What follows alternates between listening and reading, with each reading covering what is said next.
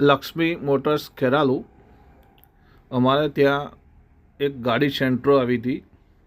એમાં એવો પ્રોબ્લેમ હતો કે ગાડી જ્યારે હવે ચલાવીએ ડ્રાઇવિંગ કરતા હોય ત્યારે ગાડીના અંદર બ્રેક મારીએ ને એટલે એક ફોલ્ટ આવતો હતો.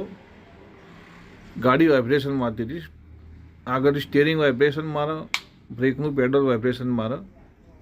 એના માટે અમે એની ડિસ્કનો કટ મરાવી દીધો લેથ ઉપર લઈ જઈને. બીજી વાત એવી, એના બ્રેક પેડ, બ્રેક શૂ કહેવાય ને, એ નવા માર્યા.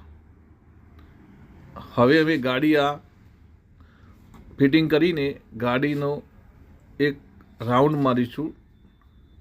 એટલે ગાડીના અંદર મેં રાઉન્ડ માર્યો એટલે અમને એટલું જોવા મળ્યું કે અમે જે ફોલ્ટ સોલ્વ કરતા હતા એ ફોલ્ટ સોલ્વ થઈ ગયો.